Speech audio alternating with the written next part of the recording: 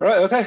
Let's get started. So welcome to EE 451 or 551 Wind Energy. My name is Dawson. I think most of you know me. I recognize most of your names on the Zoom screen. Hopefully we get to see each other next week. I finally find out what you all look like. But so as university policy, this week will be on Zoom. Right, we'll record the lectures for this week. It's easy to do. And starting next week, lectures probably won't be recorded. So just we don't have the technology in that classroom to record it. Okay, so yeah, thanks for coming at 8:30. This is the earliest I ever taught a class here. So thanks for you guys showing up on time. All right, so let's get into the course. Let's get into the lecture. So, before that, so for the class, I will write on iPad. So it'll be something like this. Right? In the classroom, I have a projector, but I will be writing on the iPad. You'll see it through the projector. So you have all the notes, right? So if you feel sick or you're isolating, you don't have to come to class. You have all the notes, right? And okay, so some basic logistics. How to contact me. My office is in the EE building, M310. You're welcome to see me in the office hours. So Wednesday, 3:30 to 4:30. If you can't make the office hours, we have sort of, this is a relatively large class actually, both grads and undergrads. So I know not everybody can make the office hour, and it's probably not possible to find an office hour that works for everybody. So you're welcome to email me and schedule another time you want to talk. Right? We can do that also either on Zoom or in person, depending on the time. Okay, so next thing is textbooks. We won't have a required textbook. Okay, there's no required textbook. This course is, I'll say 70% of the course is in this textbook, this wind energy book. Okay, it's by Professor Mohammed Al-Shakali, who was our professor in our department. And unfortunately, he passed away about 3-4 years ago. So there'll be 70%.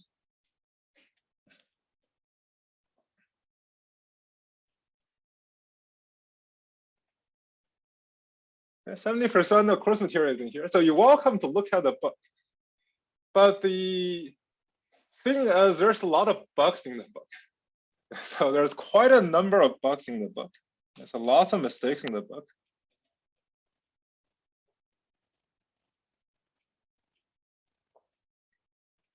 So it's spread all over the book. There's typos in equations. There's concepts that's not exactly done right. There's a lot of things there.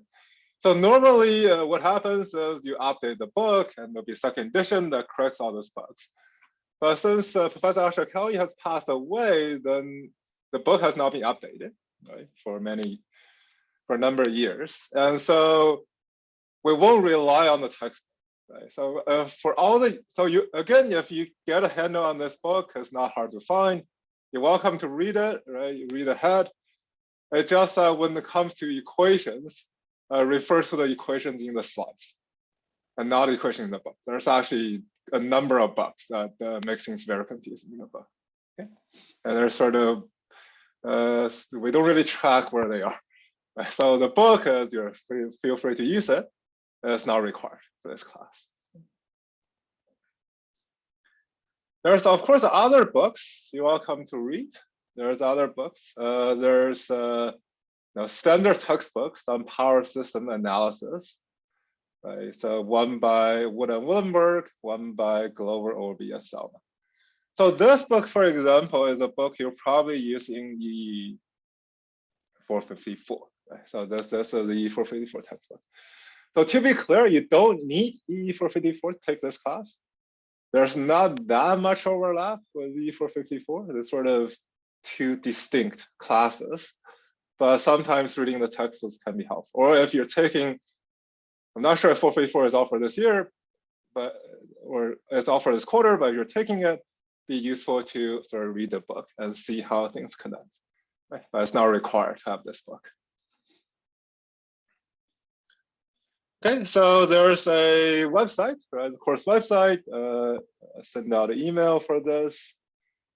So this website will have all the main materials for the class. We'll have all the announcements. We'll have all the lecture slides, recordings for the first 2 lectures, all the homeworks and things like that. And the Canvas site is mainly used for grading and homework submission. So the Canvas is really a course that you only submit homeworks to, whereas the public website is the main course website we'll use.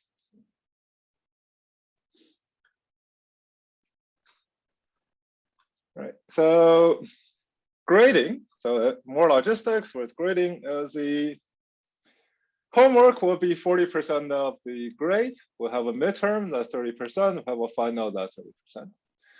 Right, so one thing to note for this class is we'll have both people taking E451 and 551 in class. Okay. So we'll differentiate between the 2 people taking 2 classes following way. So for each homework and each exam, there'll be one question that is required for E551. Okay, so if you're a grad student or taking the graduate level course, you have to do it as part of your grade. If you're taking 451, that will act like a bonus question. You're welcome to do it. If you get it right, you get some bonus points, but you don't have to do it, right? So 100% will not include that question, or for E551, 100% will include that question. Same for exams. So it'll be one extra question there for the people who's taking E551 to do. Okay, so that's the way we'll differentiate between the 2 classes. And that question is typically a more challenging question. Right? Could ask you to do some, for example, computer simulation. Could ask you to do a much longer calculation.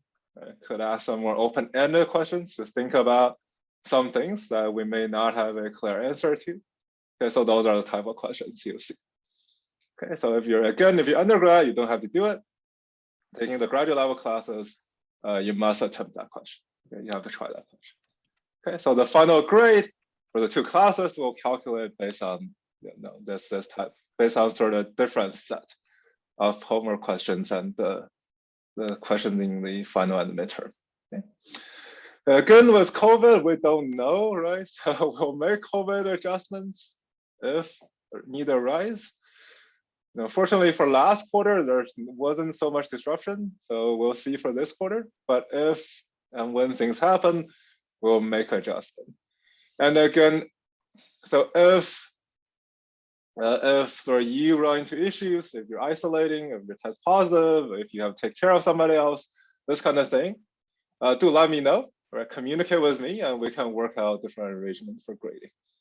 Okay, so the key there is to let me know for as soon as you can, rather than wait until the last week of class and say, oh, I had all this trouble during class and this is why the homework wasn't, I wasn't doing my homework so on, right? So the better thing to do is to communicate upfront, right? If there's significant disruption in your life, let me know and we'll make arrangements.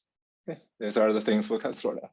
Right? So communicate sort of early and often if things happen. All right, so the final thing about logistics is the policy for the homeworks and the midterms, right? So homeworks will be weekly homeworks. You're welcome to talk to other people, discuss with other people, right? So you're welcome to work on it together, but do write your own solutions. Okay. So the exams will be take-home exams. I think so. We tried it when we're teaching remotely, and take-home exams turned out to be a sort of thing people like that was easier to administer. Okay, so the exams will be take-home day-long exams. Since it's take-home, you can use whatever you want. Okay, you're free to Google, to check out Wikipedia, use whatever computer programs you want to use, all those kind of things. Okay, right? So because engineering, once you get your real job or you go to grad school and do research, very rarely do you sit there and you're not allowed to use your internet or something, right? So I use internet all the time. I look at things up all the time. So So it doesn't make sense to just sit there and take 2 hours to do it. Right? So this will be day-long exams. Yeah, you're free to use all technologies that's available to you. Okay, as long as there's no communication between each other. Okay, as long as you don't communicate, do your own exam. Otherwise, you can do whatever you want, basically, in the exam. Okay? And the thing is, it's very easy to know who copied who, right? So try not to do that. We don't want to go through that, right? So it's really, really easy to tell whether people compare during exams, so don't do that. Right? So the date for the final is March 12th. That's set by the university, so we'll have the final on that day. And day for the midterm will be probably somewhere early February or mid-February for this class. Right? Any questions so far for the course policy, exams, homeworks?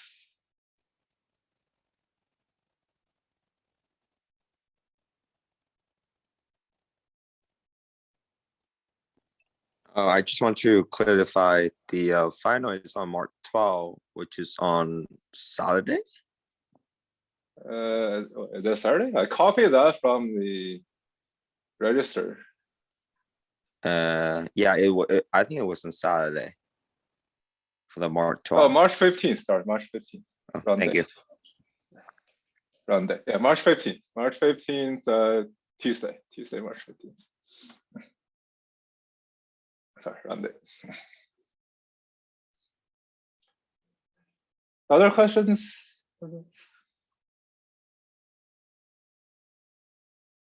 So during the exam, I will have an office hour where you can ask questions, or you can ask questions by email. So the just exam will be 1 day long, will be sort of day-long exam. Okay, so this be very similar to the 351 midterms we have for people who had taken 351 from me.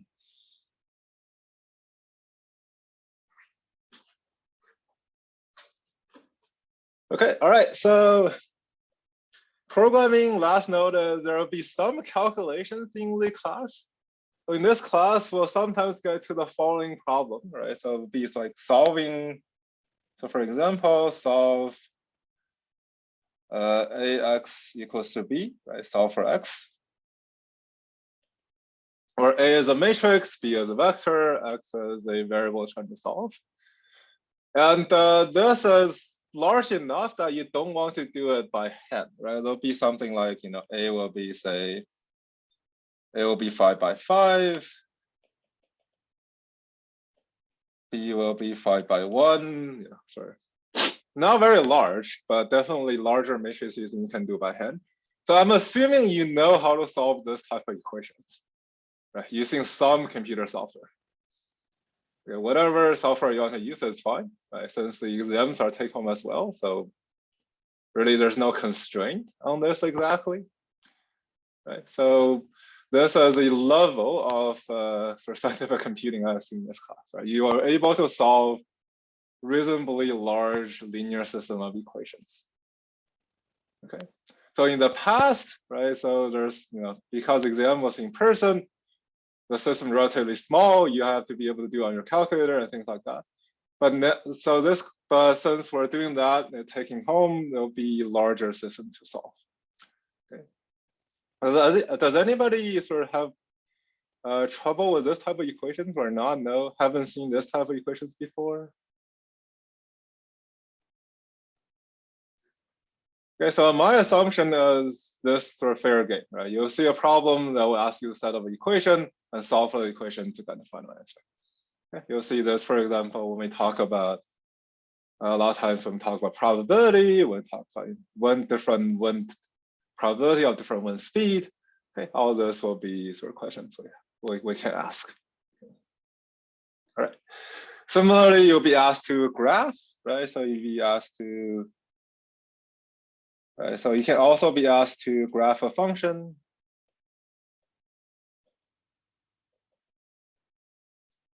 This happens quite a bit in the class. A lot of things in this class will be an empiric function. For example, how do you convert from wind speed ultimately to the power put of the wind turbine. That's a very nonlinear relationship. It's a very empiric function that people sort of figured out. So, well, I assume you can graph functions using whatever software you want to use. Okay, right? So it'll be, so for example, you'll see a function like this. Right, so don't worry too much where this comes in. This basically is function fitted by somebody, e to the minus x plus 1 over 1 plus log x, this kind of thing. Okay, you'll see some functions of this type in the class. They're just empirical function, but this translates things like wind speed to wind power, and often in your homework and exam, you're asked to graph some function.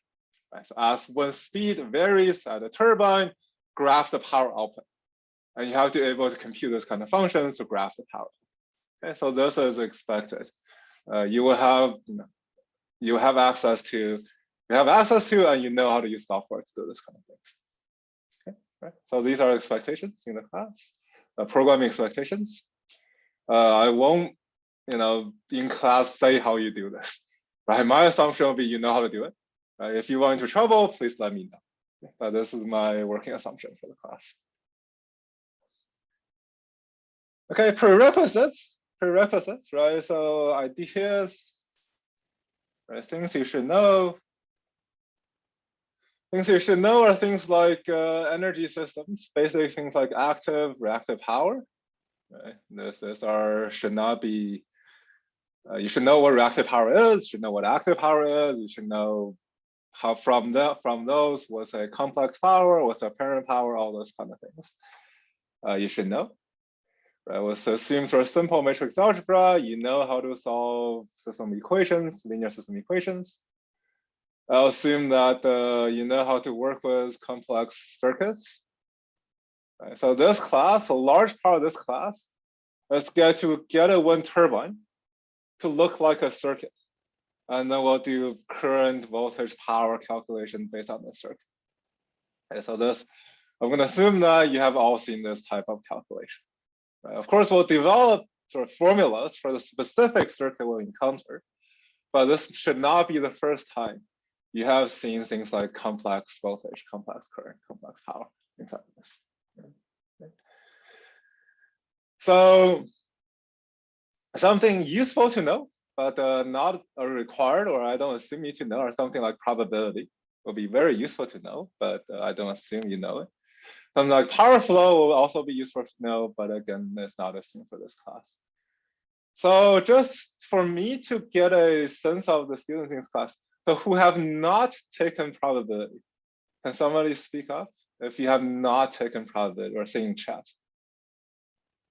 If you don't know what a random variable is, you have no idea what a random variable is.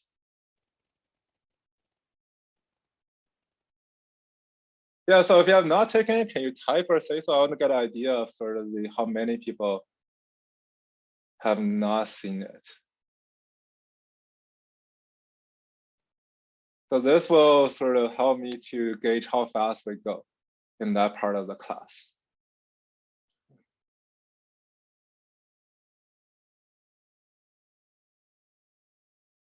Okay, so there are a couple of people who says not taking it or taking right now. So when we came to probability, I'll go, so we'll do it in a way that only applies to this class. It's not a, but anyways, a systematic treatment of probability, but we'll do it sort of makes sense for this class. Right? If you know probability, a lot of things I say in that section of class will seem a little bit trivial to you. But since there are sort of some people that's not taking it in probability section, we may go a little bit slower. But people have taken something like stochastic processes for probability. Okay. All right, okay, so, okay, course outcomes, right? So what do we want to learn in this course? What is this course about? So you can think of the course sort of broadly broken up into two categories. One is the mechanical or the physical process of getting power from wind, right? So fundamentally, wind is about mechanical power. There's some power or some energy in the moving of air. And our goal is to get that to current, right? To flowing current, so to electric power. So one big part of the class will be, how do you convert for the mechanical power of wind to electric power? How do I get a current out of it? Okay. And then, so that's the mechanics of the class. That's the mechanical part of the class. If there's moving mass of air, how do we get that to something that's voltage times current? And the interesting thing will come up is, for example, how does reactive power come out? Right, so you have moving air, which is purely kinetic energy. But when we build a circuit, when we're dealing with complex, when we're dealing with AC power, reactive power comes into play. So one big part of the class and one big part of the technology evolution for wind turbine is dealing actually with reactive power. So in some sense, dealing with active power is easy. It's a straightforward conversion, mechanical to electric active power. Reactive power comes in because of the circuits we design, the motors we design, the circuits, right? So big part is by designing the motors better, by designing the machines and circuits better, we need to deal better with reactive power. Okay, so that's a lot of class. But what do you do with reactive power? Because wind has nothing to do with reactive power. Reactive power is in some sense a byproduct of the AC system we have. And in the last 30 years, a lot of effort went into that. Like, what do we do with reactive power? Okay, so that's a big part of the class. And really the goal is dealing with reactive power. Active power conversion is not much to do about it. There's wind, there's active power. Okay? There's reactive power. So that's the mechanical part of the class. Then after the mechanical part of the class, there are sort of more system issues, right? So one is, computing, so how much, looking at where you put wind power plants, thinking about how much wind power you get from it, right? Where should you place turbines? Where does it make sense to put in turbines? How much power do we expect to get from turbines? Okay, so question there, for example, so this is, right? So there's trade-off question like this. You can think of as, right, as higher the turbine goes, right? The taller the turbine. So in some sense, or the faster the wind speed, so I think there'll be more power there. But then the trade-off is the higher you go, the air density drops. Because you have less air, you have less sort of punch in the wind speed. So there's a trade-off. Right? So what is the right height of a turbine, right? Should we build as high as possible, or there's a trade-off, but the air density is, the air is not dense enough, make it work well, right? So this is less to do with the mechanics of the power conversion, having more to do with sort of fundamental things about wind. Okay. Then we'll come into sort of integration. We'll come into idea of integration, right? Given this is the power the turbine can produce, right? So assuming the turbine has done its best job in converting power, how will this go into the rest of the system? Okay. How will impact the rest of our system? Okay. And the basic, and then we'll talk about thinking about basic tools accommodating the sun, wind, and solar power in power grid, right? So even though the course is called wind power, it's called wind power because we cover the mechanical conversion from wind to electric power is what we talked about in this class, right? So we have wind, sort of this kinetic energy to electric energy, right? So to electric power. This will be our focus in the class. For solar, the energy conversion is very much different, right? It's photons striking a semiconductor, creating a current, and this current is basically it carries power out. Okay, so this conversion is a sort of more on the device level, right? So this is how photonic devices, this is how semiconductors work. We will not cover this in this class, right? This is not in this class. right? We don't have enough background. Not everyone has the right background to talk about semiconductors, so we won't cover this. But after the power is generated from wind or solar, they're actually quite similar, or they're not quite similar, but they create similar challenges to the system. So we'll talk about sort of basic tools that accommodate both. Right? And the way we think about wind and solar, and after the power conversion is done, is very similar. They're both random, they're both intermittent, they're both hard to predict. So we think about how do we deal with that. So that's common to wind, solar, other different things. So the main trouble there is for dealing with uncertainty and variability. Right? It's hard to say how much power you have. So if you're operating a grid, how will you think about that? And then we'll talk about storage. Okay, so a little bit new things about this class is storage will be a new component of the class. Right? Given all the interesting storage these days, we talk about how storage works. What's the difference between the utility scale storage versus storage you have in your electric vehicle versus the battery you have in your phone, all this kind of thing. We'll talk about storage. We'll talk about, what are, at least from an engineering point of view, how should you think about storage? Right? How should you think about a battery? And then when you try to integrate wind and solar, where does storage come in? Okay, so how we use the storage. Okay, right. And then again, going back to the difference between 451 and 551. For people taking 551, when we get to storage, you'll probably see a question of try to size the right storage. Given this is a wind profile or its probability of wind generation, can you pick the right size of storage? Given the cost for storage and try to balance the money spent for storage versus how much wind you can capture. Okay, so this will be sort of a more design or open-ended question for 551. Okay, so there'll be a level question you'll see for the graduate part of the class. Now, of course, if you're taking 451, you're welcome to attend this kind of questions. Okay, you're welcome to also think about this or more integration issues. Okay. Any questions at this moment about the course outcomes? About what we're trying to do?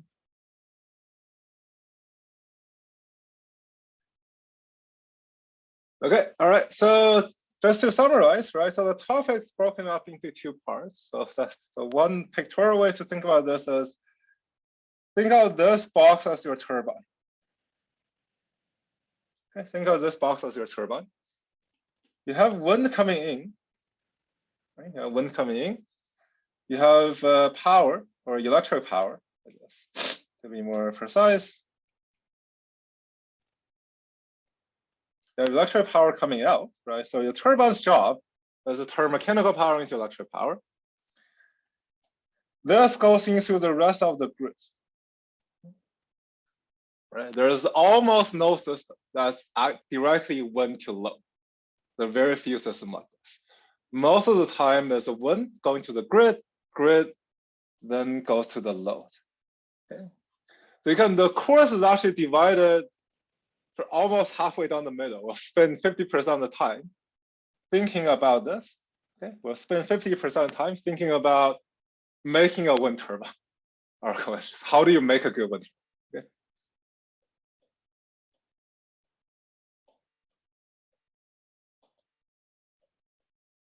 Okay, we'll think about how do you make a turbine that can capture a lot of power, that can operate over a wide range of wind speeds, that will sort of make reactive power easy to handle.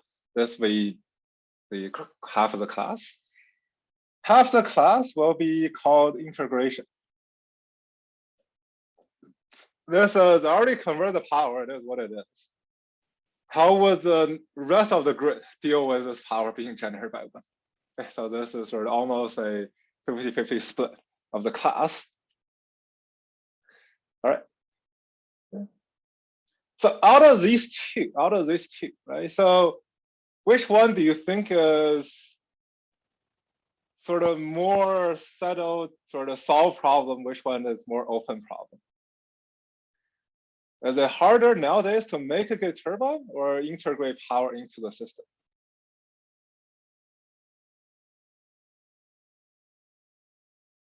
Which is harder?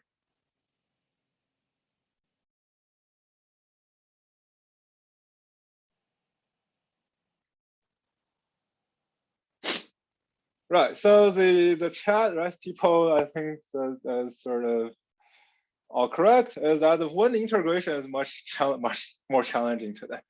The turbine making part, the construction of turbine, is nowadays relatively mature. We can make very large turbines. Like you can go out and go to GE and say, I want a 50 megawatt turbine.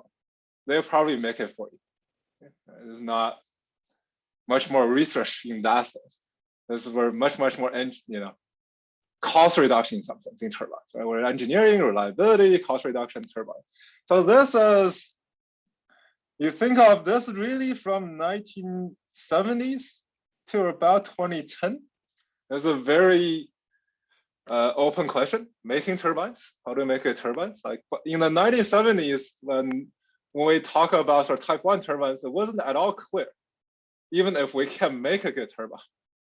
That wasn't settled. Like, can we even make a good turbine at all? But in the last, since end of last decade, we're very good at making turbines. So this is more open. And we're not quite sure what to do with it, as it's not a clear idea of if you're operating a system, and let's say we really get to 50%, what should we do about it? That's not a clear cut. Okay, so but that doesn't mean making turbine is not an important topic in the class. If you find a job after this class, or you go somewhere and you work after you do undergrad, your job will probably be 70% dealing with the physical turbines. Right? So you work with a company, work with a utility, a lot of your job is maintaining the turbine, sizing the turbine, all that. So you have to know how a turbine is made, right? You have to know what's good about what's the operating characteristics of different types of turbines.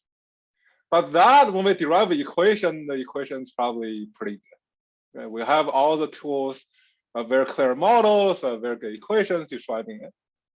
When we talk integration, that's more open. It's not often there's no clear-cut answers there. Right? So when we talk about making turbines, we'll be like, this is the model, this is the equation you use, this is how you compute this. We talk integration, often you hear sort of more questions than answers. Okay, I will point out these are the questions we have. These are some ways we're thinking about it, but really there's no clear solution. There's no clear engineering solution. All right. And this also, goes a little bit into policy.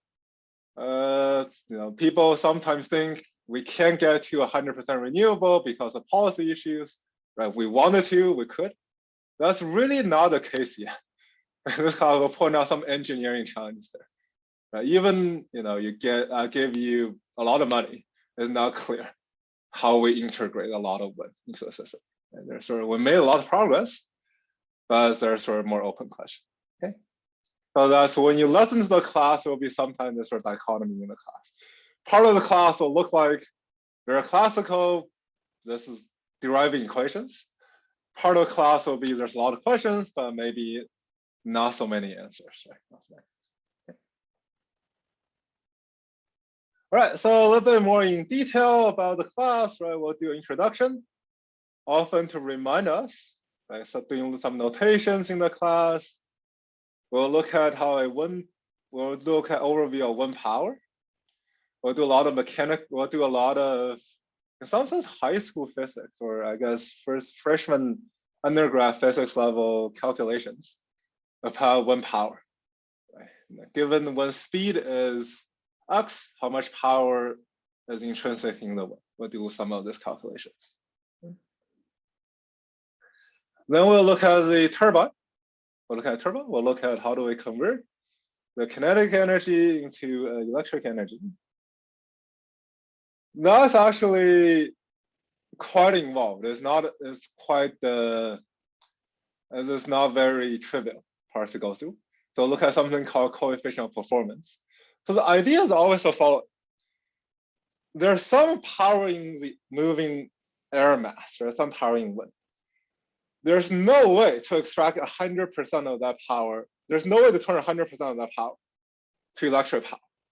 Okay, that's just by thermodynamics, you can do that. The goal is to understand how much power we can turn from moving air mass into electric power. Right? How much power can we extract? So that's something called coefficient of performance. Right? Given 1 unit of power in the air, in wind, what fraction of it can I extract as electric power? I'll do a bunch of calculations. Turns out there is a upper bound to this number. Okay, there's sort of physical limit how much power can we extract, and we'll see how close we're getting to that upper bound. And we'll see, given you cannot extract 100%, actually not even 100%, you cannot extract 70% of power. Right? Given that, how close do we get to it? I'll look at different turbine designs trying to get close to that. Okay. So that's the turbine. We'll look at statistics. Right? We'll look at since wind, of course, wind speed is not constant, so wind power is not constant. How do we think about uncertainty and variability? Right. Well, what is the right way to think about it? So this is sort of the part of the class that will be the most hand waving. I'll hand wave a lot of probability things away. We'll just look at sort of some calculations. But the other side, this is probably the more in depth than what present-day engineer has about knowledge about probability. So this is a good sort of part to learn how to communicate to some engineers about probability, about variability. When I think of policy, how to communicate to people about uncertainty.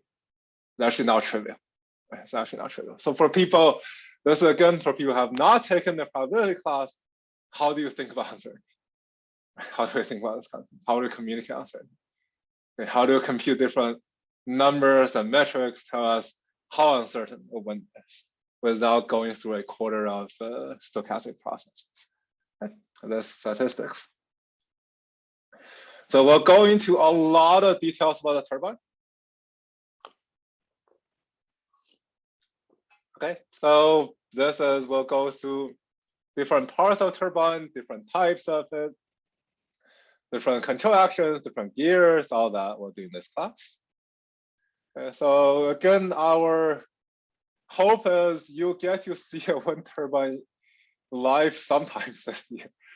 So we always have road trips, we always have field trips. Again, this quarter, it doesn't look likely, maybe at the end of the quarter, but we'll see. But our goal is to, at least for next quarter, as part of the 351 class, organize a field trip to see a wind turbine. That, if you haven't seen a wind turbine up close, it'll be a very impressive sight. The wind turbines are impressive machines. We'll try to go to a big wind farm and see it and get some engineers to explain to us how this does work. Right, so this is our hope. But for this class, we'll do these sort of more theoretical calculations. And for people who've taken 351, your old friend is back, induction generators. A lot of this class will be about induction generators. Okay, so wind turbine, in some sense, a lot of wind turbine is a big induction motor run backwards. Okay, so if you remember something from 351 or your other class of induction generators, you think of in a motor, the slip is positive. Okay, slip is positive. For a generator, the slip will be negative. And we'll do all the equations basically flipping the whole thing around. In motors, we have a source, we have a load, that's the motor. Here for wind, we'll just flip the whole thing around. We'll have the source, we'll have slips that's negative, we'll try to generate power. And this probably the only time in your life you'll see something that's a negative resistor. The way we model this turbine will be as a negative resistor. A negative resistor is something that generates power, right? So we'll see all that equations. And this is it's interesting to see R that's negative. So another main type of technology is synchronous generators. You'll see some wind turbines are synchronous generators, some wind turbines are induction generators. And we'll see sort of the advantage, the disadvantage of both. So why, today we're trending much more towards synchronous generators. So we're unlikely to build a lot more induction generator wind turbines. So we'll see why that's the case, or what are some of the challenges with synchronous generators. But still, you still have to know induction generators, right? So for the turbines out there today, most of them have induction generators. So they're still big, maintaining those turbines, you still have to know this. We'll talk about power system operations. Power system will be a balance, right, between reliability, right? So this is, you want reliability, right? You want the things to be reliable. You don't want things to fail. When we have wind or snow or thunderstorms like this, we have balance between cost, right? So fundamentally, we are paying for the system, right? The electric bill you pay goes into paying for the power system. Okay, your tuition, part of your tuition goes to paying part of the power cost for the campus. Okay, so all this money comes out of your pockets, and this is sustainability. Okay, so the system is really to operate between the balance of three things. And this balance is not easy to achieve. Of course, there's a lot of work around this area, right? So in this class, I'll take, again, the engineering viewpoint. Okay, from an engineering point of view, given we want to make system more sustainable, how to make system reliable, what is the cost? This kind of thing we're trying to figure out. Okay, so just for cost, typical notion of cost, to see how much things cost for you. What do you think the power bill for the campus is every month? Now you're home, for UW campus, right? For Seattle UW campus. How much money do you think we pay for power? Like totally in the whole school? Yeah, in the whole university for the Seattle campus. Every month. How much money we pay to Seattle City Light? 30K to 50K? Go up. No, go up. Much higher. 2 So million. 2 million is closer. It's $1 million a month we're paying electricity bill, right? So $1 million a month we pay to City Light. That's for keeping the lights on, keeping the building heated up, and all that stuff. And we have a very good rate. Okay, we have a very good rate, right? So our rate is probably the cheapest in the country, at least for campus-wide. Just because of power in Seattle, in Pacific Northwest, so cheap. There's probably us and Oregon universities, whoever pays the lowest. Like if we were in, say, New York, we're paying 3 or 4 times more for similar size campus. Okay, so the money is not small, right? Saying, if you abstractly think of, hey, if I can make the system more sustainable by paying maybe 3 times more money, is it worth it? Sometimes you think, sure, right? I can live with the cost. Once you get to the level of like even a campus, you say, hey, can we pay, can we say we triple our bill, right? Electric bill, but we're more sustainable. Is it worth it? I don't know. Right? So we have to get that money somewhere. Right? So the trade-off, all this trade-off is very complicated trade-off. And that's where a lot of research stuff. For example, Professor Daniel Kirshen in our department, his main research is understand this kind of trade-off. It's not simple at all.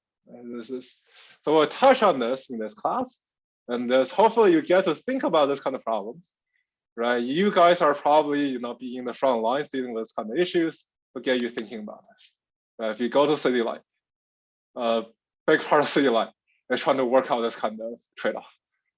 With Puget Sound Energy is also trying to work out this kind of trade-off, right? How will they survive as a company, given the different?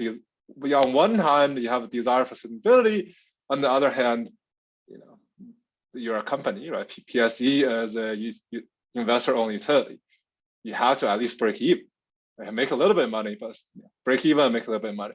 How do you do that? Well, this kind of trade-offs is not simple. Okay?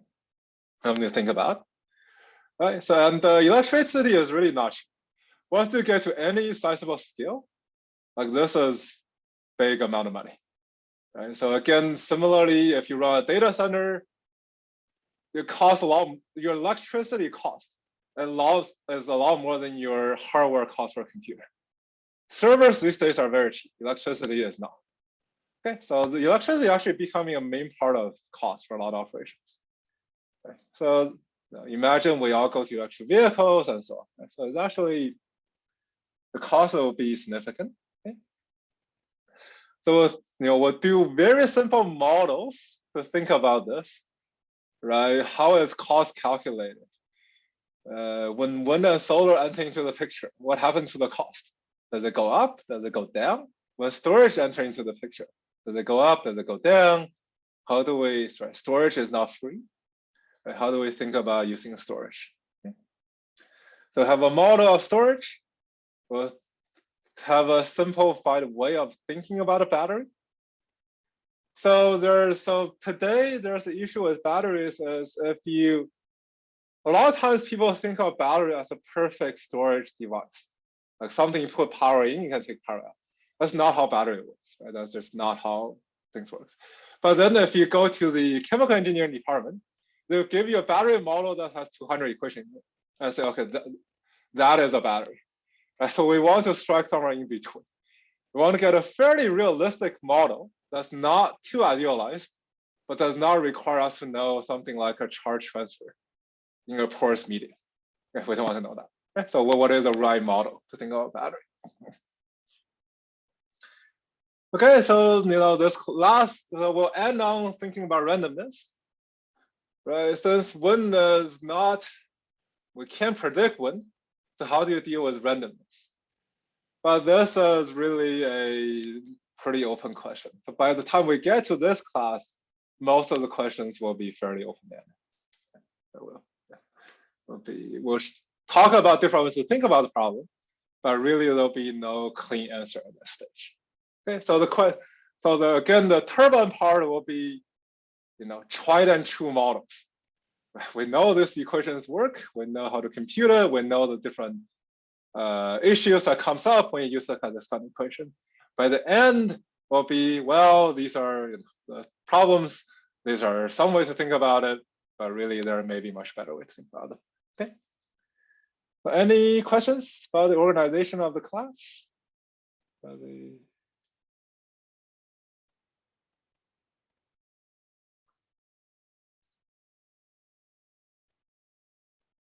Okay, so it's 9:20, so just give us a break in the middle, so I don't go for 2 hours.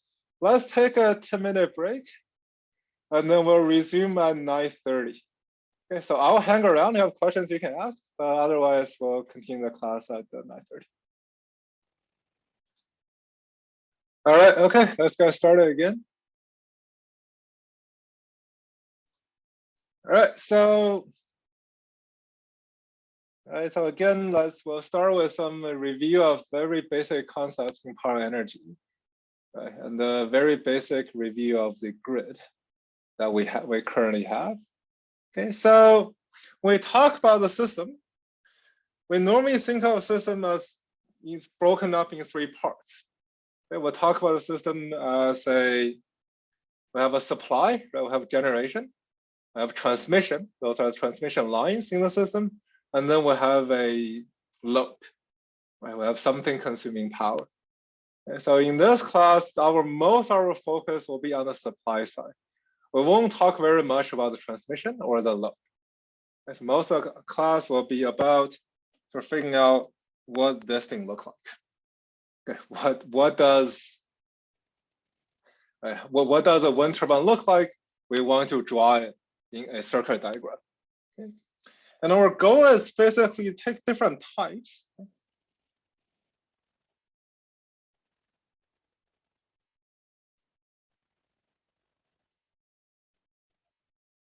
So there's a lot of different types of wind turbine. And we want to understand different types we want to draw the circuit representation of them. Right? So for example, we have induction. We have type 1, 2, 3. We have induction generator.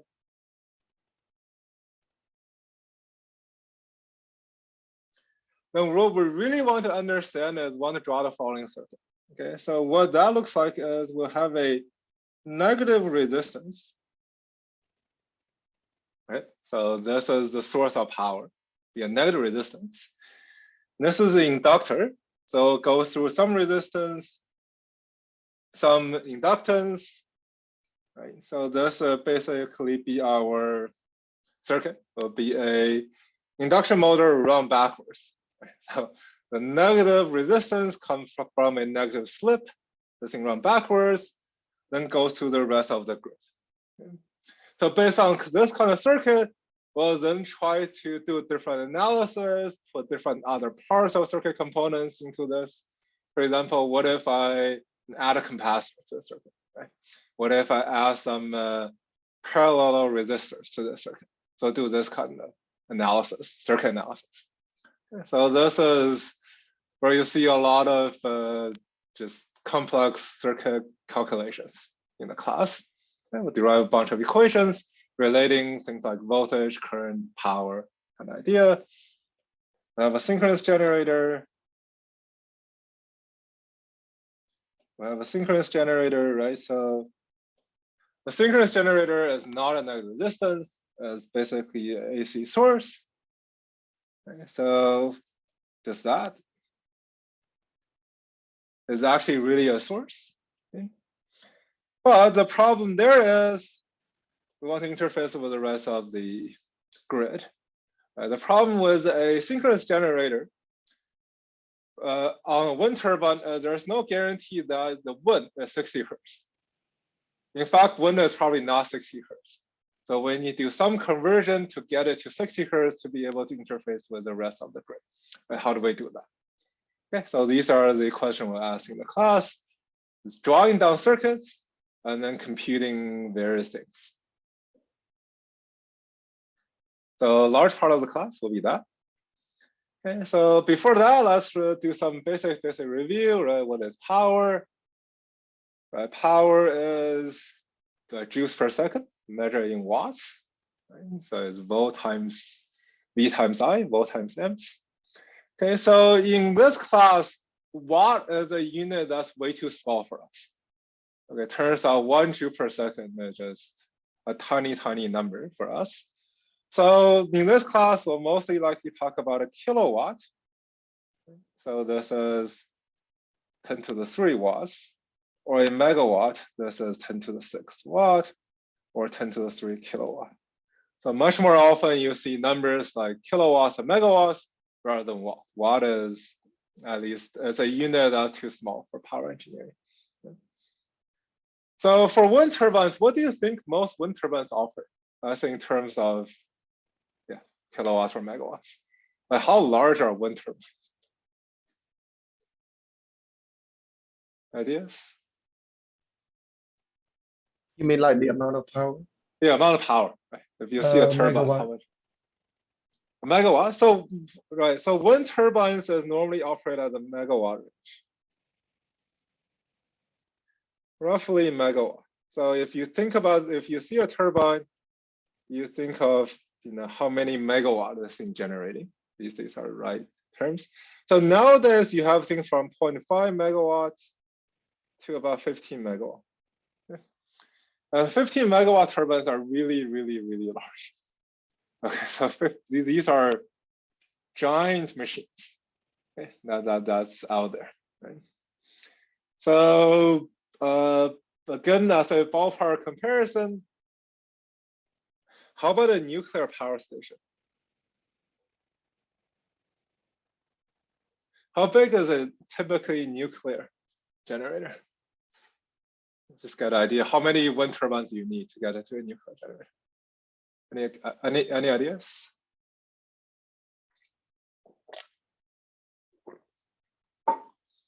So a typical nuclear generator, nuclear power plant in the US.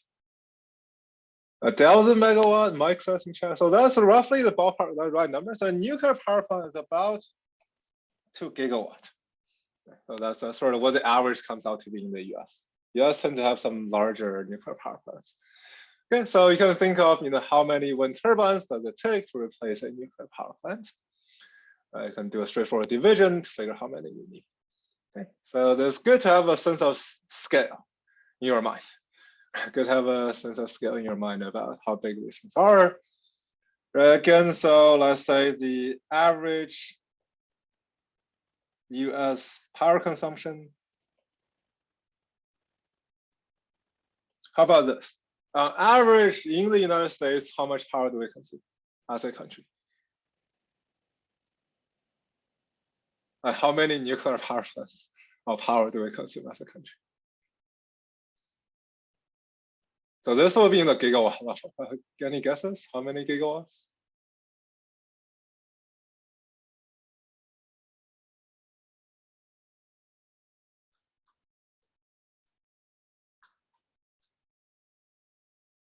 A hundred a little bit small. 100 gives you California. That's sort of the peak of West Coast. 100 about the West Coast. About Yeah, go ahead. 1 million gigawatt. No, not no, 1 million gigawatt.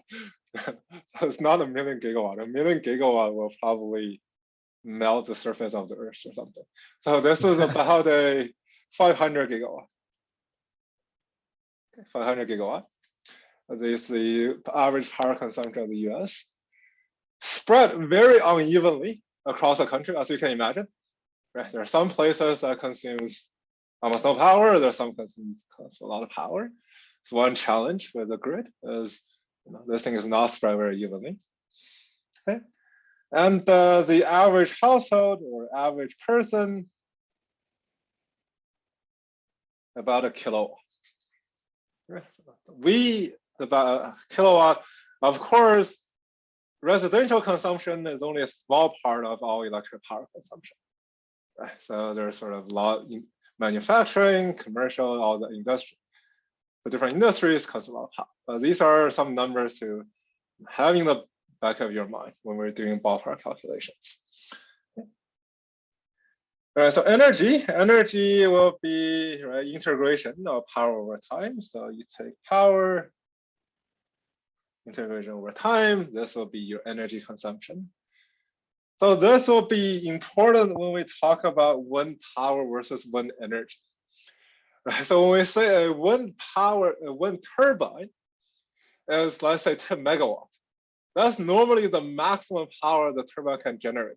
That does not mean the turbine will be generating 10 megawatt all the time or even most of the time. Right? So when energy is different, is not when power multiplied by the numbers of hours in a day. Okay, so we actually have to do this integral. So in this class, you'll see some integrations because wind power is not constant through the day. Okay, so talk about how much energy the turbine actually generated, we'll do this integration. Okay. So the integral we do in this class will be very simple integrals, but keeping in mind that it's not a constant power generation. So that's a distinguished fact between nuclear. If nuclear power plant is 2 gigawatt, it will be generating 2 gigawatt most of the time. Whereas we say a wind turbine is 10 megawatts, sometimes generating 0, sometimes generating 10, a lot of times somewhere in between. Okay, so there's something to keep in mind, the relation between energy and power. Okay, so again, joules is way too small as a unit for us. So most times we'll talk about kilowatt hour, megawatt hour, gigawatt hour, this kind of unit. Right, so these are the we talk about. So kilowatt hour is a kilowatt multiplied by an hour. Right? These are the units of energy.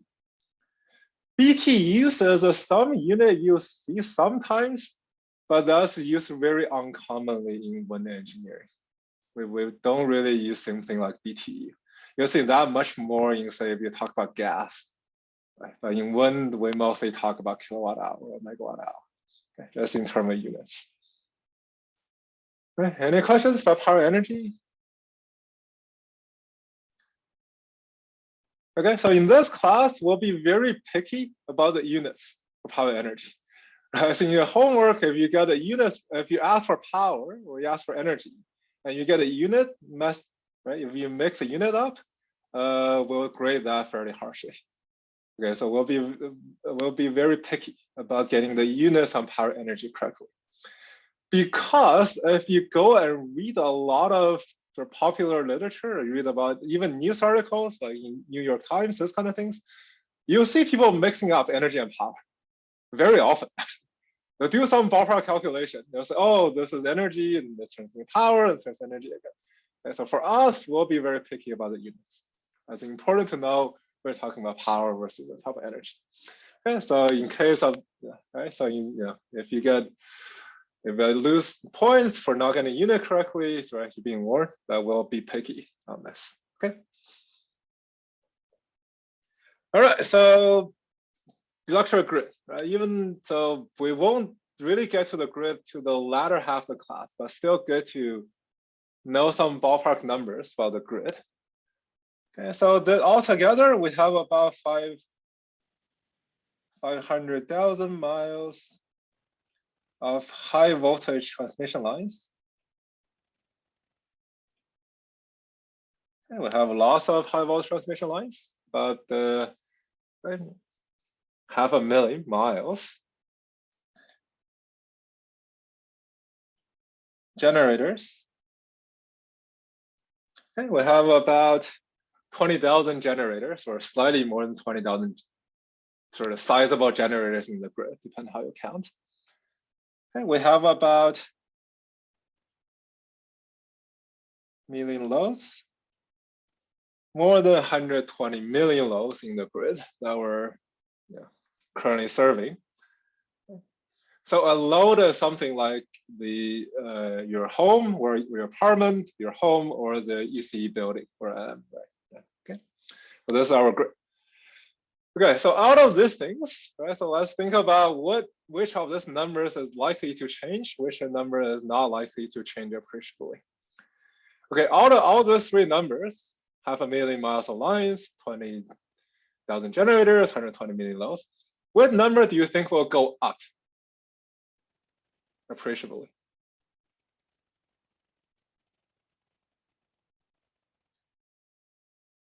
Are we likely to have more transmission lines? Are we likely to have more loads or more generators?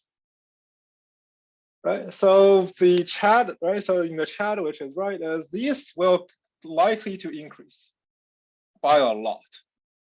Okay, this will be large number of increase. Generators have a lot more generators. Think about, right? So we're going to retire big nuclear generators, or we're going to retire at least big coal generators. Okay, think about, a big coal generators maybe 100 megawatt something. We need a lot more wind and solar to replace that. Okay, so the number of generators will likely to go up way more. Loads will increase.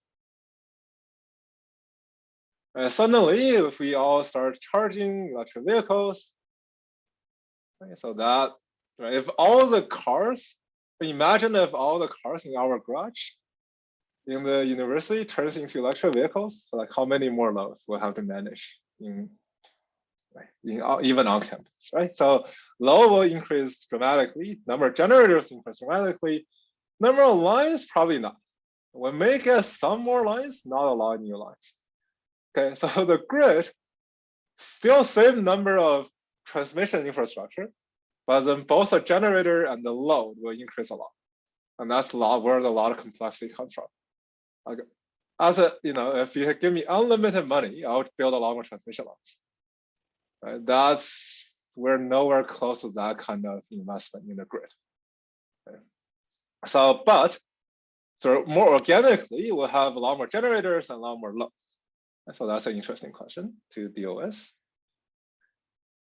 Okay, and the a lot of complicating factor is when we offer the grid, you really don't offer the grid by just computing this is how much generation you have, this is how much load you have, and sort of equating them. That's not how the grid is operated. Okay, what the grid operated is, what we recognized a long time ago is things fail all the time in the grid. Like I'm pretty sure today, even in Pacific Northwest, we have about 2 unplanned outages. Okay, the things fail. Like lines go out, transformers, we blow transformers all the time, lines fails all the time. When we have a big windstorm or heavy snowstorm, things fail. Okay. So really the grid is for build nowadays accounting for something called N-1 security. The grid should work if any one component fails in the grid. That's really sort of how the grid is built. Right? But then if you move to wind and solar, it's really not N-1 anymore. It's sort of N-many failures, right? If wind doesn't blow, it tends to be a lot of wind turbine not working, not only one wind turbine not working, right? So there's sort of a lot of correlated failures in the grid anymore. And that's again a open question, how to handle this type of things. Okay, so again, trending later toward the class, we'll get into this kind of issues, right? If we want redundancy in the grid, but let's be clear, the grid needs to be more redundant, right? So how do you make it more redundant? Well, injecting sort of a lot more generation load. So this is where we'll see storage starting to play a role. Okay, so storage, a lot of times storage comes because we want to make the grid more redundant, more reliable. And then we'll think about who pays for that. Right? If we have a service that you don't notice, the good thing about redundancy is most time we don't notice it. And how much do we pay? Who pays for that? All that will come in later part of the grid. Okay. The things to think about wind and solar is they make things more interesting. They definitely make things more interesting and more challenging. Right? It's the reason sort of people like me have a job to do research. There's a reason that a lot of exciting opportunities out there in the industry. Okay. So they make things, of course, more challenging. Like they make a lot of open questions, but open questions are good. Right? You never want to take a class where everything is solved and you just need to learn, what other people have figured out. That's probably not a field to go into. Right? So the reason that sustainability and renewables is more exciting nowadays is things we don't know how to solve, a lot of things, right? So wind are intermittent, right? So intermittent means they don't blow all, right? Wind is not blowing all the time. Right? So it's just a lot of temporal variability in the system. It's also stochastic. because there's slightly difference between intermittency and stochasticity. Intermittent means there's not on all the time. But sometimes you can forecast when it's on, when it's not. Stochastic means that I cannot forecast very well. There's some randomness, inherent randomness with it. Okay? I know wind is not going to blow every hour of the day. I also don't quite know at what hour wind will be high, what hour wind will be low. Those are the things we don't know, right? So stochastic, it's economics, right? So it's sort of who pays for what. It's really, right, how much money are we willing to pay?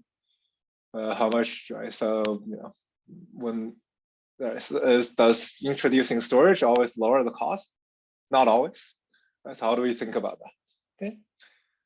And then technical, right? There's sort of more engineering technical problems.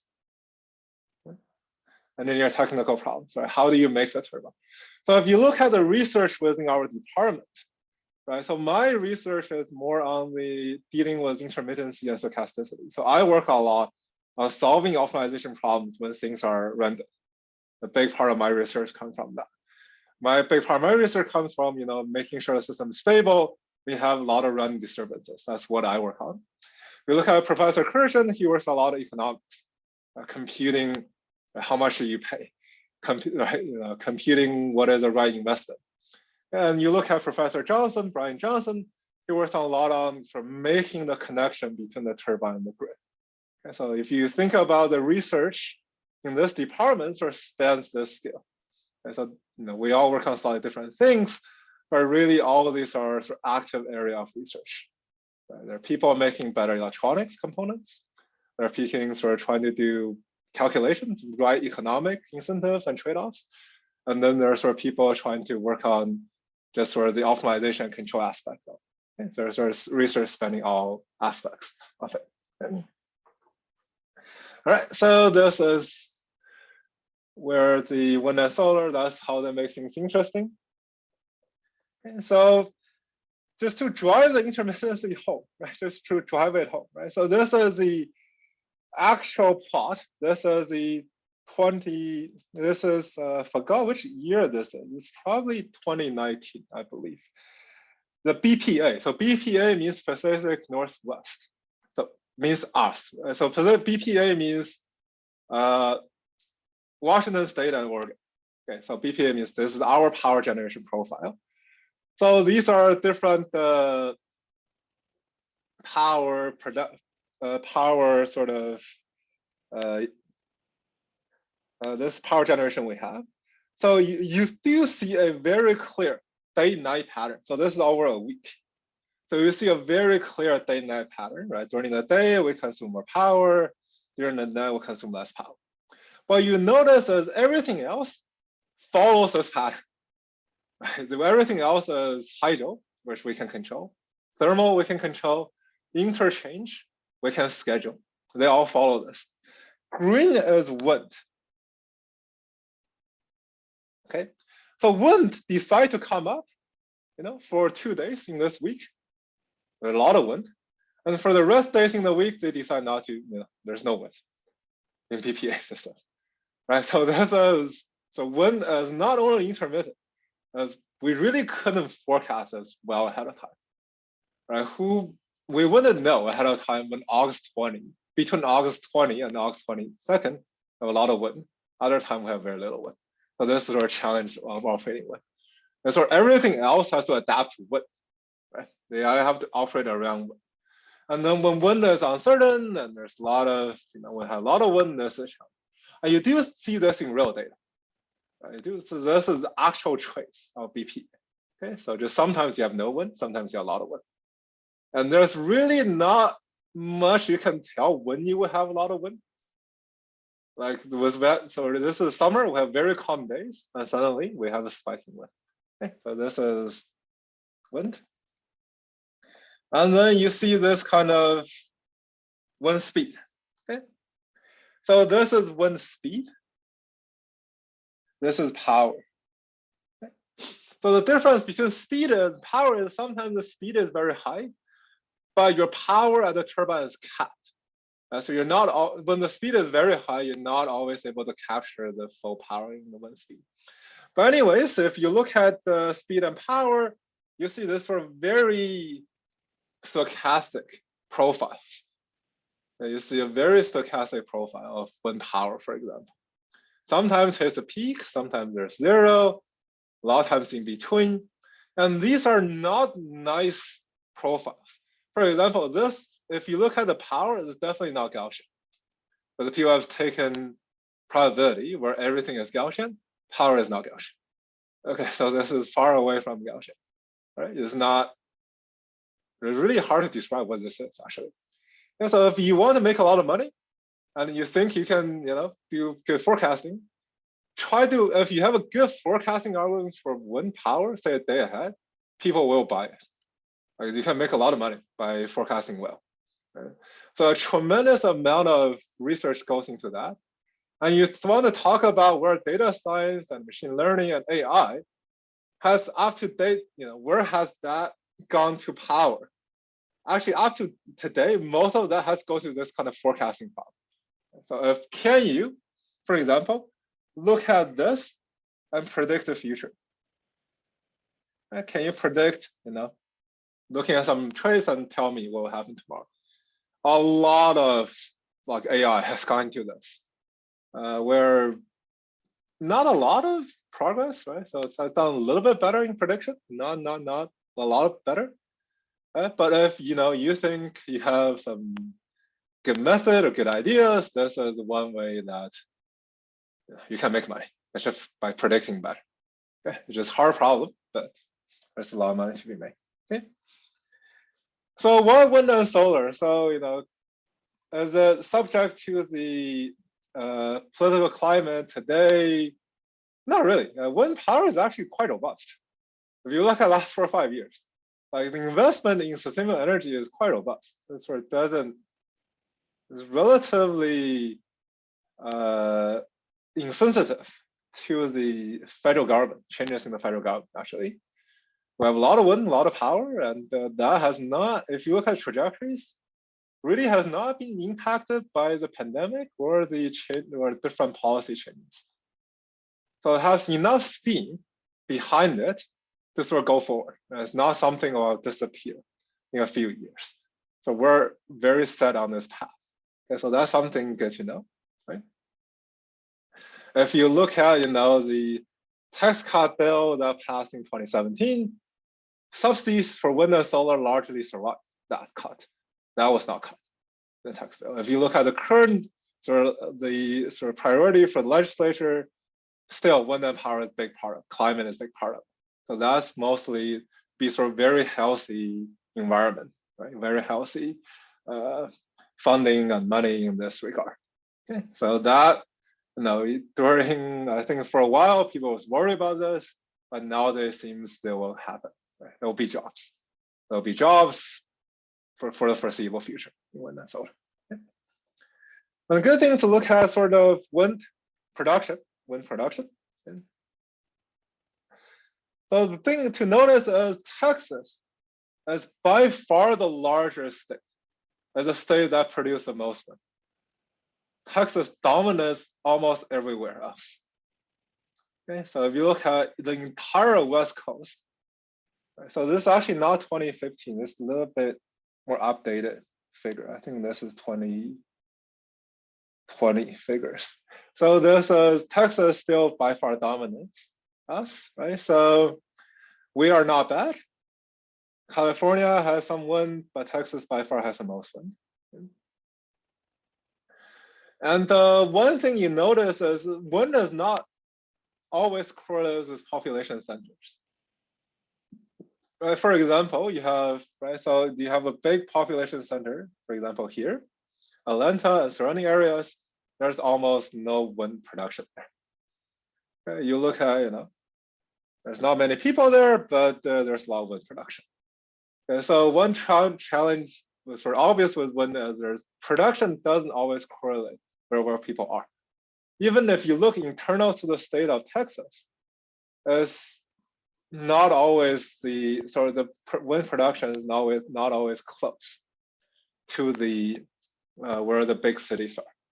Okay, just something to notice, to keep in mind. So in this class, we'll use Texas a lot as examples because Texas actually has the most wind, as both in absolute numbers as a share of their energy production. So it'll be a very good example for us. We illustrate all the challenges we have. We illustrate sort of the where the rest of the US is going into, actually, if you look at Texas. Okay. Right, so if you look at the goals we have, for the US system, the goal is, of course, to get to 100% renewable. So this is the DOE goal, get to 100% renewable. So we are right now about here. Okay, we are right now, this is our current state. Okay, so this is counting from 0% renewables to the vertical axis from 0% renewables to 100% renewables. Now we are almost finished the relatively easy part of the transition. We have done sort of the easy things. So we are almost done with the relatively easy part. For the next 10, 20 years, we're going to the much harder transition. And then after that, so if you look at this extremely difficult thing, so when people are writing the report, they say, we don't know how to do this. Extremely difficult means we don't know in the report, like how we get there. So we're gonna call that extremely difficult. So it's good to think of where we are. Right? The easy things are probably being done.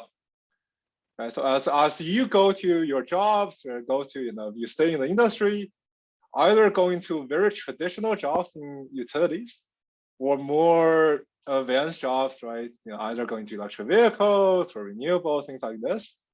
be sort of actually a good period to go into this kind of jobs. Because easy things has been done. People have to try harder things. That actually creates a lot of options for different technologies, different algorithms to come into play. Okay.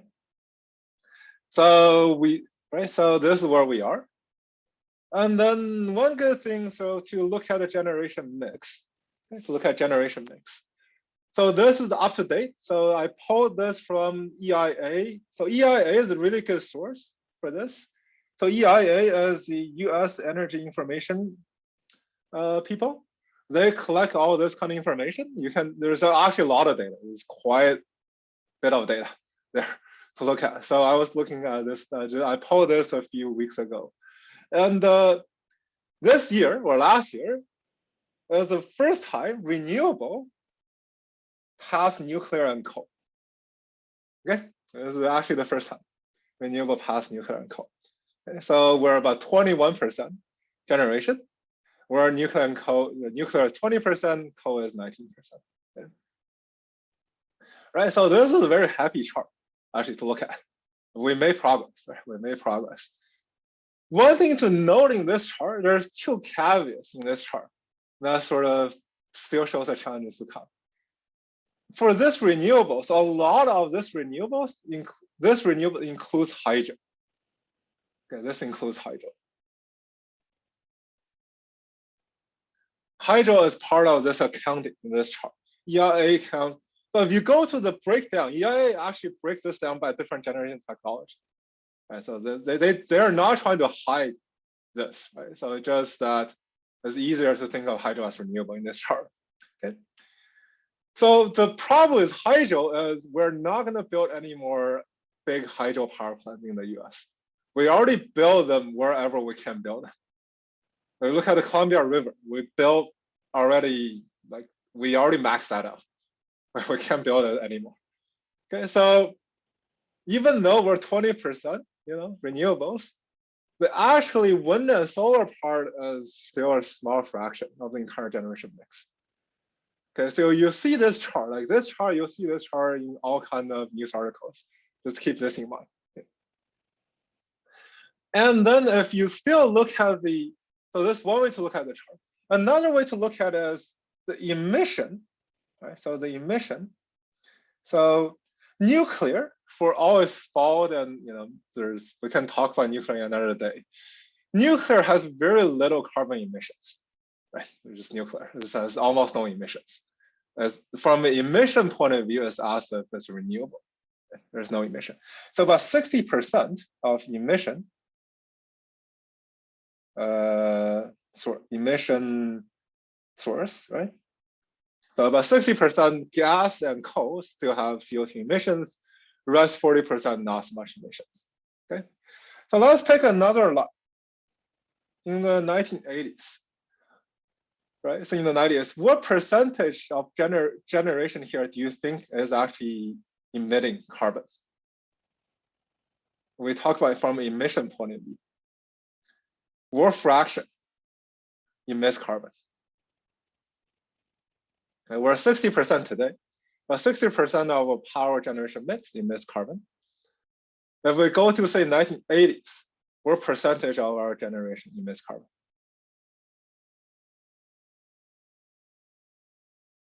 So there's a reason I picked 1980s. Any guess of our fraction? Still 60%. So I wouldn't unpick this date, but this is still 60% emission. Okay, still 60%. So you look at the carbon emitting sources from 1980s to now, that's actually a relatively flat line. 60% will be some source that will have carbon emission, 40% will be something that does not. Okay. So from this point of view, we still have a long way to go. Right? We made tremendous progress in renewables, but in terms of emissions, there's still quite to go. So this is again where we have done the easy part.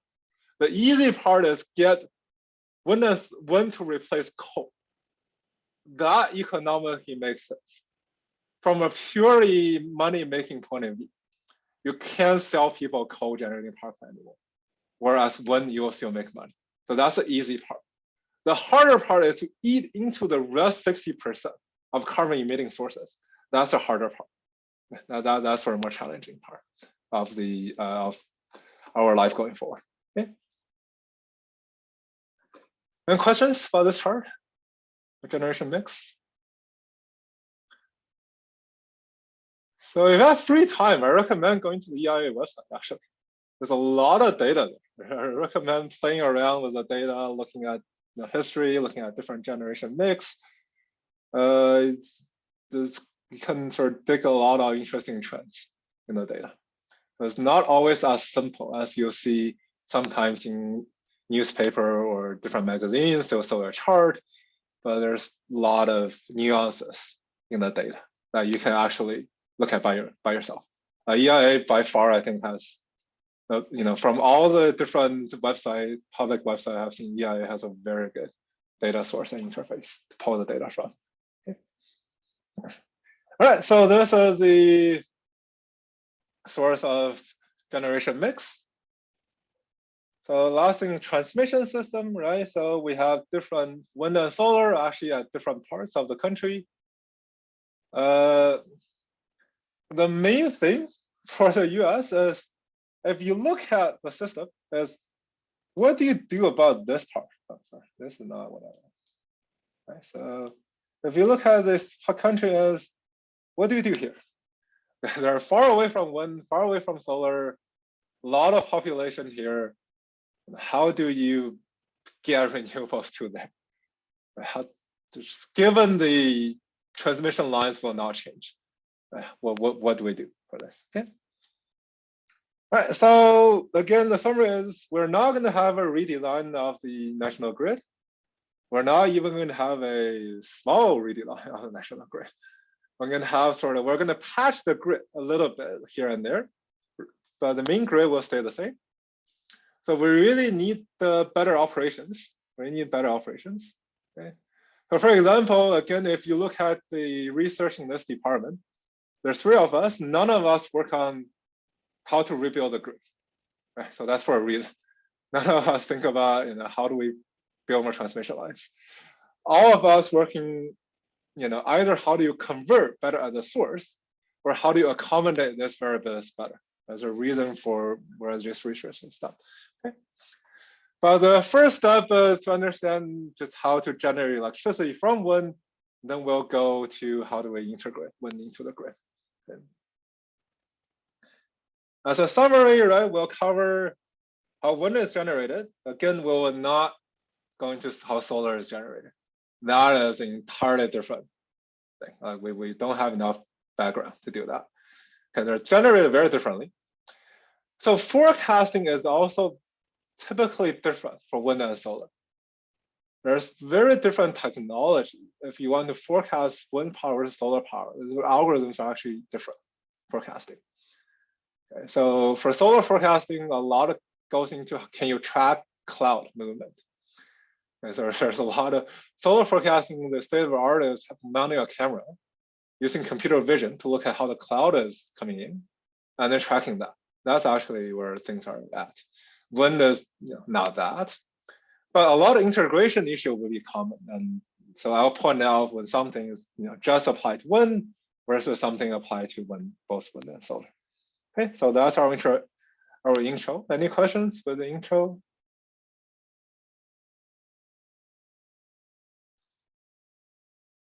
Okay, all right, so now let's write some equations.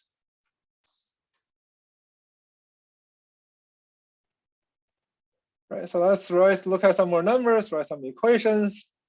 Okay, so if you look at wind power, really wind power is, so sometimes wind is too calm, right? So this is too slow, not very useful for generating electric power. This is the operating range. This is where we want to operate the turbine at. Okay. So between something like 10 meters per second to or knots, right? So we want to operate at this range. This is too fast.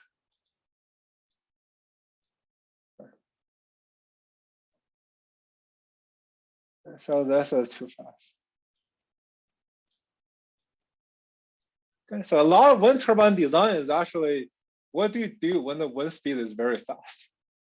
That's actually a challenging wind turbine. So the turbine can only convert power to electric power well in an intermediate range. But then a lot of times we need to think about if the wind speed suddenly picks up, what do you do with the excess amount of power that coming in? That you cannot dump to the grid. That's actually if you buy a turbine, a lot of equipment inside the turbine deals with this kind of problem. What if the wind speed suddenly picks up? But so this chart is just to get us to know that really it's not the faster the better. Right? It's not faster the better. You really want a place where it's a good intermediate speed for wind. If you go to really, go offshore, if you go too far offshore, we just have hurricanes all the time. That's not good, right? You just have, okay, so you want an intermediate scale for wind. So people sort of classifies a lot of wind, power sites for wind and so on. Right? You can go to a map and look up, where do you want to put wind turbine? Where is a high speed wind? Okay, so if you look at Washington State, we're not very good for solar, but we're pretty good for wind. We have a lot of capacity for wind. If you go slightly offshore, Washington State is very good for wind. It's all the way down the West Coast. We have a lot of good wind, especially this part of the country, and then some offshore power plants.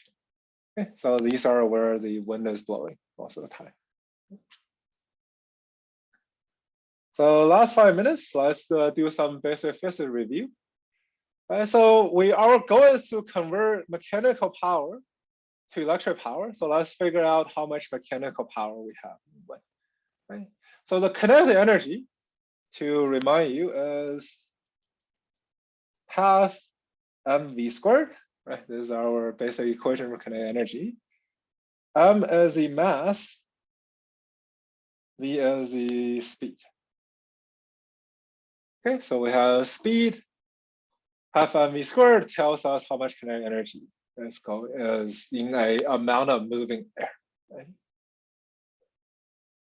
So of course, when we talk about wind turbine, we're like the mass of the air is something, right? When we talk of the amount of mass in the moving air, you talk about the area we're looking at. Okay, so we're looking at wind through an area. We're going to look at it as we're going to assume this wind sort of traces out a circular area. Okay, so our assumption is that looking at kinetic energy, we're interested in the amount of kinetic energy that passes through a circular area. Okay, and this circular area is traced out by the blades, right? As the blades turn, they trace out the circle. I'm going to look at wind passing through this circle, how much energy is going through the circle. Okay. So of course, the amount of, right, it's a spinning blade. So it's not a wall that captures all the wind, right? So it's a spinning blade. So for now, we're not going to count for that yet. So let's just think of this being the area. Think of how much power, how much energy going through this area. And then later in our next lecture, we're going to think of how much of this energy we're going to capture. But if we concentrate on this ring of area A, right, for the wind that does not pass through the area, has nothing to do with us. So for the wind that passing through the area, we're going to restrict ourselves looking only through this area. So we have, again, kinetic energy is half mv squared. And then if we look at mass, right, so we're going to think of mass as volume times what? Remember, what is mass? We're going to look at the things through this area, so that's mass. That sort of gives us sort of the cross section or the volume. Remember what mass is? Density. Right, density. So we're going to use delta for the density of air, right? So this is density. Okay. So let's talk about volume, right? Volume is the following. Then we're going to have So volume, we're gonna think of the amount of mass, amount of air going through this area. So volume depends on how big the area is, right? A. Depends on the speed of wind and how long we've been looking at this part. Okay, so this is our equation for the volume of things I went through. And so A is the area, cross-sectional area. V is the speed. And T is time. Okay, so this is meter squared. Density is kilogram per meter cubed. Speed is meter per second. Time is in seconds. Okay, so this is our way of understanding. Restricts to this area, how much stuff is going through it, how much. All right, so this is our equation, right? So if you put all this together, right, if you just write down the kinetic energy, then we have this is half, again, v squared. We're going to substitute for mass from the other equation. So we have A times V times T times delta. This is mass squared. Okay, and then let's pull the equation, right? Rearrange this equation. Half A times delta times T times V to the cube. Just rearranging the equation. And then the big thing that comes out is this V cubed term. Okay, this is the big thing that comes out. As this is a cubic dependence. Okay, so this is where the scaling, where speed comes in. So the amount of kinetic energy depends on the cube of speed. And this is a very fast scale. So if you're double the speed, you have 8 times more the energy in wind. So that's why going into the fast speeds really, really helps. Okay, it's not you have twice the speed, you have twice the energy or power. As if you somehow, I can make double the speed, have 8 times more power. And this cubic is important. That's why we spend a lot of effort putting wind turbines offshore, putting on high mountains, all that. And to capture this speed, get this cubic relationship working for us. Okay.